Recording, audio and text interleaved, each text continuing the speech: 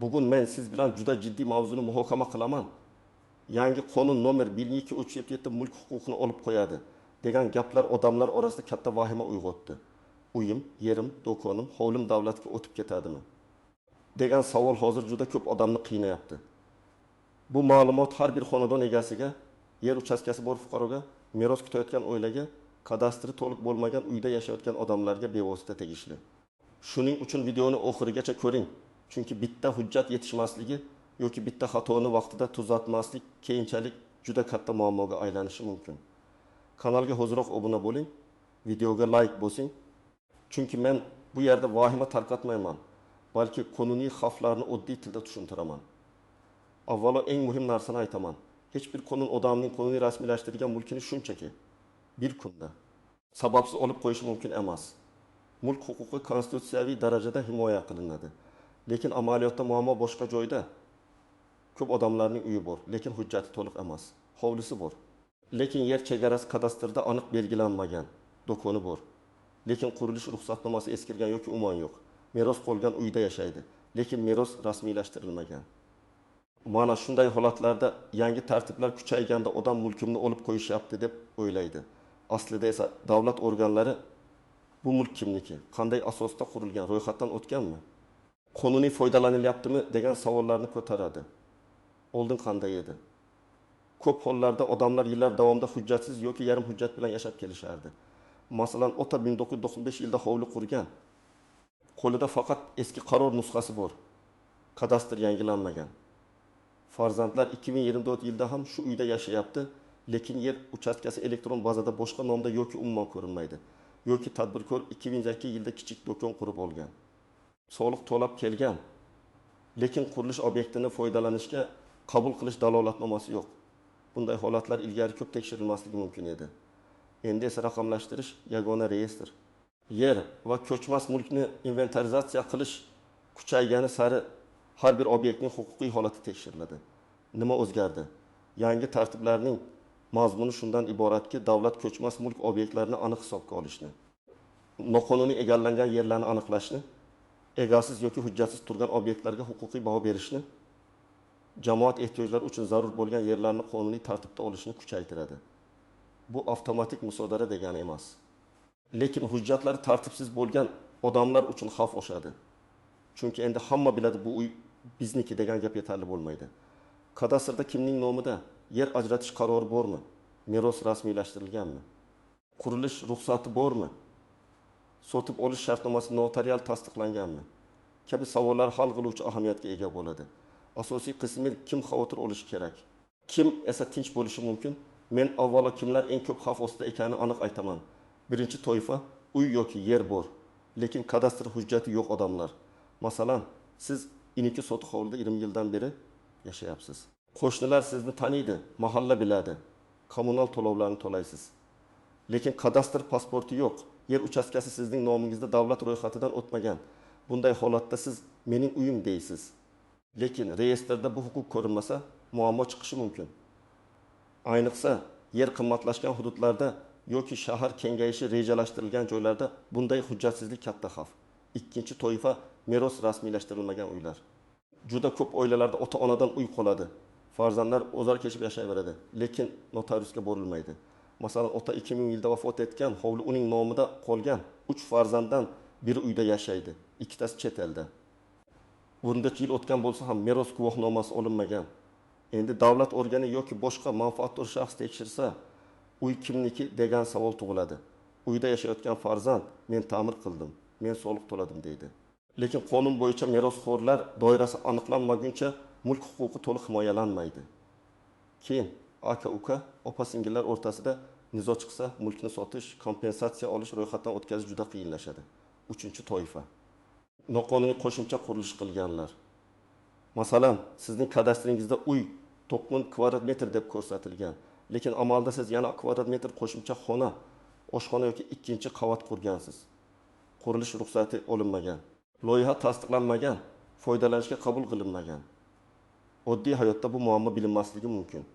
Lekin tekshiruvda obyektning bir qismi noqonuniy qurilish deb topilishi mumkin. Eng xavfli joyi shundaki, keyinchalik kompensatsiya masalasida faqat qonuniy rasmiylashtirilgan qism hisobga olinishi ehtimoli bor. Ya'ni siz amalda 1 kvadrat metr uyda yashaysiz, lekin hujjatda 9 kvadrat metr bo'lsa, baholashda katta zarar ko'rishingiz mumkin. 4-toifa yer chegarasi aniq bo'lmagan mulklar. Masalan, kadastr hujjatida 6 sotix yozilgan, lekin sizning davoringiz amalda 8 sotixni egallab turibdi. 2 sotix yer shunchaki ortiqcha ko'rinishi mumkin. Lekin qonuniy tilda bu o'zboshimchalik bilan egallangan yer deb baholanishi mumkin. Endi tasavvur qiling, shu 2 sotixga yo'l, kommunikatsiya yoki qo'shni uchastka da'vo qilsa, davorni buzish, jarima yer qismini qaytarish masalasi chiqadi. Odamlar ko'pincha bu davorni otam qo'ygan, 30 yildan beri turibdi deyshadi. Lekin yer huquqida faqat vaqt emas, rasmiy hujjat ham muhim. 5-toifa sotib olgan. Lekin notarial rasmiylashtirmaganlar. Masalan, siz 2012-yilda tanishingizdan uy sotib oldingiz, pulni berdingiz, oddiy tilxat yozdingiz, uyga ko'chib kirdingiz. Lekin notariusdan o'tkazmadingiz, davlat ro'yxatidan o'tkazmadingiz. Endi sotuvchi vafot etsa, uning merosxo'rlari chiqib bu uy otamiz nomida desa, siz juda og'ir ahvolga tushasiz. Tilxat yordam berishi mumkin, lekin mulk huquqini avtomatik bermaydi. Shuning uchun pul berganlik bilan mulk egasi bo'lib qolish boshqa masala. Kimlar nisbatan tinch bo'lishi mumkin. Agar sizning mulkingiz kadastrda aniq ro'yxatdan o'tgan bo'lsa, sotib olish shartnomasi yoki meros guvohnomasi bor bo'lsa, yer chegarasi elektron xaritada to'g'ri ko'rsatilgan bo'lsa, qurilish qonuniy qabul qilingan bo'lsa, soliq va kommunal majburiyatlar bajarilgan bo'lsa, sizda vahima uchun asos kam. Lekin men baribir hujjatim bor deb beparvo bo'lmang deyman. Chunki amaliyotda eski kadastr hujjatlarida maydon xatolari, familiya xatolari, manzil o'zgarishi, uy raqami mos kelmasligi kabi mayda ko'ringan. Lekin keyinchalik katta muammo tug'diradigan holatlar uchraydi. Real hayotiy misol keltiraman. Bir oila 200 million so'm sarflab hovlini ta'mirlaydi. Hovli onasining nomida, ona vafot etgan, meros ochilmagan. Keyin hudud rekonstruksiyaga tushadi. Kompensatsiya masalasi chiqadi. Hokimlik yoki investor mulk egasi kim deb so'raydi. Uyda yashayotgan o'g'il men egaman deydi, lekin hujjatda vafot etgan ona turibdi. Natijada kompensatsiya olish kechikadi. Boshqa merosxo'rlar roziligi talab qilinadi. Ba'zan sudga borishga to'g'ri keladi. Agar meros vaqtida rasmiylashtirilganda edi, bu jarayon ancha oson bo'lardi. Yana bir misol. Kichik tadbirkor eva kvadrat metr savdo shoxobchasini ishlatadi. Kadastrda yer ijarasi 5 yilga berilgan, muddat tugagan, uzaytirilmagan. Tadbirkor esa 8 yildan beri ishlayapti, soliq to'layapti. Bir kuni hududda tartibga solish boshlanadi va uning obyekti huquqiy asos yo'q deb baholanadi. U men soliq to'laganman deydi. Lekin soliq to'lash mulk huquqini tasdiqlovchi yagona hujjat emas. Soliq to'laganingiz sizning faoliyat yuritganingizni ko'rsatadi. Lekin yerga yoki binoga egalik huquqini har doim ham isbotlab bermaydi. Endi eng muhim nozik jihatlarga o'tamiz. Birinchi nuansa. Mulk huquqini olib qo'yish bilan mulkdan foydalanishni cheklash bir xil narsa emas. Masalan, uyingiz sizniki bo'lishi mumkin, lekin u xavfli hududda, muhofaza zonasida, elektr tarmog'i yoki gaz quvuri himoya zonasida joylashgan bo'lsa, sizga ayrim qurilishlarni qilish taqiqlanishi mumkin. Odam buni mulkimni olib qo'y deb qabul qiladi. Lekin huquqiy tomondan bu foydalanish tartibining cheklanishi bo'lishi mumkin. Ikkinchi nuansa. Jamoat ehtiyoji uchun olib qo'yish bo'lsa, kompensatsiya masalasi bo'lishi shart. Ya'ni yo'l qurilishi, maktab, shifoxona, metro, ko'prik, muhandislik tarmoqlari kabi jamoat ehtiyoji bo'lsa, qonuniy mulk egasiga oldindan va teng qiymatli kompensatsiya berilishi kerak. Bu yerda asosiy savol, kompensatsiya qanday hisoblanadi? Agar hujjatingizda uy 7000 kvadrat metr, amalda 1000 kvadrat metr bo'lsa, baholovchi qaysi maydonni oladi? Agar yer sizning nomingizda emas, faqat uy nomingizda bo'lsa, yer qiymati qanday hisoblanadi? Agar uyda 3 ta oila yashasa, lekin mulk bitta odam nomida bo'lsa, kim bilan kelishuv qilinadi? Mana shu savollar oldindan tartibga solinmasa, odam o'z haqqini to'liq himoya qila olmaydi. Uchinchi nuansa egasiz mulk tushunchasi. Ba'zi obyektlar yillar davomida qarovsiz qoladi, egasi noma'lum bo'ladi, hujjat yo'qoladi, soliqlar to'lanmaydi. Bunday mulklar bo'yicha davlat organlari sud orqali yoki maxsus tartibda huquqiy choralar ko'rishi mumkin. Lekin bu uyingizda yashab turganingizda kelib olib qo'yadi degani emas. Agar siz yashayotgan bo'lsangiz, to'lovlar qilsangiz, hujjatlar yig'a olsangiz, guvohlar bo'lsa, sizda o'z huquqingizni himoya qilish imkoniyati bor. Ammo buni faqat og'zaki gap bilan emas, dalil bilan qilish kerak. 4-nuanca yer va bino alohida tekshiriladi. Ko'pchilik uy hujjati bor, demak yer ham meniki deb o'ylaydi. Har doim ham bunday emas. Ko'chmas mulkda bino huquqi, yerga egalik yoki foydalanish huquqi, ijara huquqi, doimiy foydalanish huquqi alohida hujjatlar bilan tasdiqlanishi mumkin. Agar binoga hujjat bor, lekin yer ajratish asosi noaniq bo'lsa, kelajakda muammo tug'iladi. Ayniqsa, noturar joylar, omborlar, ustaxonalar, kafe va do'konlarda bu juda ko'p uchraydi. 5-nuanca eski hujjatlar ham tekshirilishi kerak. Sovet davridan qolgan order, eski qaror, inventar hujjat, BTI ma'lumotnomasi ayrim hollarda huquqni tasdiqlashga yordam beradi. Lekin ular zamonaviy davlat reyestridagi yozuv bilan mos kelishi kerak. Masalan, eski hujjatda familiyangiz Karimov deb yozilgan, pasportda Karimov bo'lib ketgan. Yoki hujjatda ko'cha nomi eski, hozirgi manzil boshqa. Bu narsalar oddiy xato tuyuladi.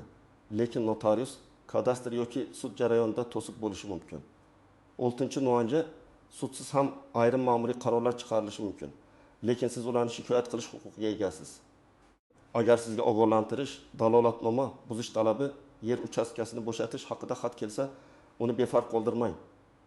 Eng katta xato mayli keyin ko'ramiz deb hujjatni stol tortmasiga tashlab qo'yish. Ko'p ma'muriy qarorlarda shikoyat qilish muddati bo'ladi.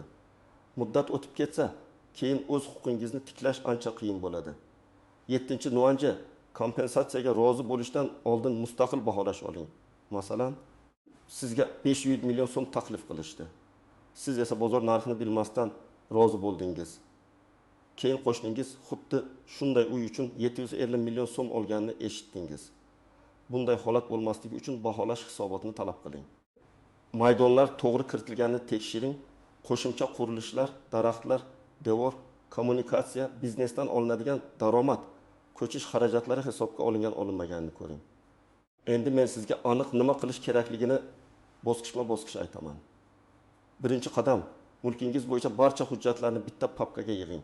Kadastr pasporti, davlat ro'yxatidan o'tganlik haqidagi ko'chirma, oldi-sotdi shartnomasi, hadya shartnomasi, meros guvohnomasi, hokim qarori, yer ajratish hujjati, qurilishga ruxsatnoma, foydalanishga qabul qilish dalolatnomasi, soliq to'lovlari, kommunal to'lov kvitansiyalari, eski BTI hujjatlari.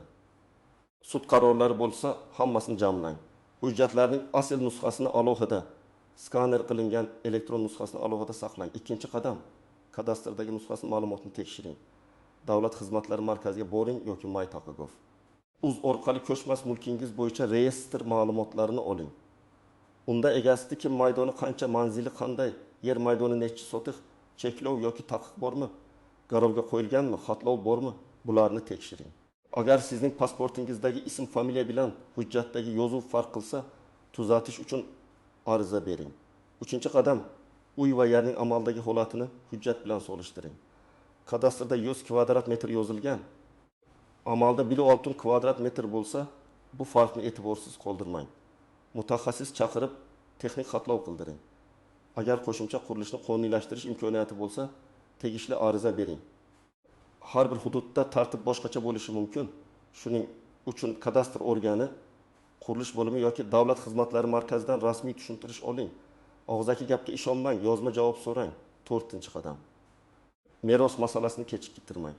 Agar mulk vafot etgan ota, ona, bobo yoki buvi nomida turgan bo'lsa, notariusga boring. Merosxo'rlar ro'yxatini aniqlang. O'lim guvohnomasi, tug'ilganlik guvohnomalari, nikoh guvohnomasi, uy hujjatlari, pasport nusxalarini tayyorlang. Agar meros muddati o'tib ketgan bo'lsa ham, bu ishni tashlab qo'ymang. Ayrim hollarda sud orqali merosni qabul qilganlik faktini tasdiqlash mumkin. Masalan, siz uyda yashagan bo'lsangiz, kommunal to'lov qilgan bo'lsangiz, ta'mir qilgan bo'lsangiz, guvohlar bo'lsa, sud bularni dalil sifatida ko'rishi mumkin. 5-qadam, agar sizga ogohlantirish yoki tekshiruv xati kelsa, darhol javob tayyorlang. Xatda nima yozilganini diqqat bilan o'qing. Qaysi organ yuborgan, qaysi qonun yoki qarorga tayanmoqda, sizdan nima talab qilinyapti, muddat qancha? Javobda men rozi emasman deb umumiy yozish yetarli emas. Hujjatlaringizni ilova qiling. Mulkning qonuniy asosini ko'rsating. Qo'shimcha tekshiruv so'rang. Zarur bo'lsa, mustaqil ekspertiza yoki o'lchov tayinlashni talab qiling. Javobni 2 nusxada tayyorlab, bir nusxasiga qabul qilingan sana va kirim raqamini qo'ydiring. 6-qadam, kompensatsiya taklif qilinsa, shoshilmang. Hech qachon bosim ostida imzo qo'ymang. Avval baholash hisobotini ko'ring. Hisobotda mulkning bozordagi narxi, joylashuvi, yer maydoni, bino holati, kommunikatsiyalar. Infratuzilma, tadbirkorlik obyekti bo'lsa, daromad omili inobatga olinganmi? Tekshiring. Agar narx past deb hisoblasangiz, mustaqil litsenziyali baholovchiga murojaat qiling. Keyin yozma e'tiroz bering. Men ushbu baholash summasiga rozi emasman. Chunki bozor qiymati to'liq aks ettirilmagan, mustaqil baholash o'tkazishni so'rayman. Mazmunida ariza yozish mumkin. 7-qadam. Qo'shnilar bilan chegarani aniqlab oling. Agar devor, ariq, yo'l, umumiy kirish joyi bo'yicha nizo bo'lsa, buni hozir hal qiling. Kadastr muhandisini chaqirib, yer chegaralarini joyida aniqlang. Qo'shni bilan kelishuv bo'lsa, yozma dalolatnoma tuzing. Chunki kelajakda yer qiymati oshganda yoki davlat ehtiyoji masalasi chiqqanda bir sotik yer uchun ham katta nizo bo'lishi mumkin. Bugungi kichik noaniqlik ertangi katta sut ishiga aylanadi. 8-qadam. Huquqshunos bilan maslahatlashishdan qo'rqmang. Men bilaman, ko'p odam advokatga borsam pul ketadi deb o'ylaydi. Lekin 300 ming yoki 500 ming so'mlik maslahat ba'zan 300 million so'mlik mulkni saqlab qolishi mumkin. Ayniqsa buzish talabi, yer bo'shatish xati, kompensatsiya kelishuvi, meros nizosi, noqonuniy qurilish bo'yicha dalolatnoma bo'lsa, mutaxassisga ko'rsating. Har bir hujjatni imzolashdan oldin uning oqibatini tushunib oling. 9-qadam. Rasmiy manbalardan tekshiring. Telegramdagi vahimali sarlavhalarga qarab xulosa qilmang. Qonun, qaror yoki loyiha haqida gap ketsa, uni rasmiy huquqiy axborot bazasidan, parlament yoki hukumatning rasmiy saytlaridan, davlat organlarining izohlaridan tekshiring. Ba'zan qonun qabul qilindi deb tarqatilgan narsa aslida hali loyiha bo'ladi. Ba'zan esa qonun qabul qilingan bo'ladi, lekin u faqat ayrim toifadagi yerlar yoki obyektlarga tegishli bo'ladi. Shuning uchun sarlavhaga emas, matnga qarang. 10-qadam. Oilaviy kelishuvlarni rasmiylashtiring. Aka-uka, opa-singil, er-xotin, ota-ona va farzand o'rtasida kelishib olganmiz degan gap huquqiy kafolat emas. Agar bir uyda bir nechta odamning ulushi bo'lsa, ulushlarini rasmiy ko'rsating. Kim yashaydi, kim sotishga rozi, kim kompensatsiya oladi, kimning ulushi qancha, bularni oldindan aniq qiling. Oilaviy nizo chiqqanda davlat organi sizning ichki kelishuvingizni bilmaydi, hujjatga qaraydi. Demak, yangi tartiblar yoki nomer 1207 atrofidagi gaplarning eng muhim ma'nosi shuki, qonuniy hujjati to'liq reyestrida aniq ko'rsatilgan. Chegarasi va egasi ravshan bo'lgan mulk eng kuchli himoyaga ega. Hujjatsiz, merossiz, kadastrsiz, ruxsatsiz qurilgan, chegarasi noaniq mulk esa xavfli zonada turadi. Mulkni asrashning eng to'g'ri yo'li vahimaga tushish emas, balki hujjatlarni bugunoq tekshirish, kamchiliklarni tuzatish, yozma dalillarni yig'ish va har bir qarorni qonuniy tartibda shikoyat qilishdir. Men sizga tavsiya qilaman. Bugun videodan keyin uyingiz yoki eringiz hujjatlarini olib chiqing. Kadastr ko'chirmasini tekshiring. Meros masalasi bo'lsa notariusga boring. Qo'shimcha qurilish bo'lsa qonuniylashtirish imkoniyatini so'rang. Agar sizga ogohlantirish kelgan bo'lsa, izohlarda vaziyatingizni yozing. Kadastringiz bormi? Uy kimning nomida? Muammo nimada? Men keyingi videolarda eng ko'p uchraydigan holatlarni alohida tahlil qilib beraman. Videoga like bosing, kanalga obuna bo'ling va bu ma'lumotni yaqinlaringizga yuboring. Chunki mulk huquqi masalasida kech qolish juda qimmatga tushishi mumkin.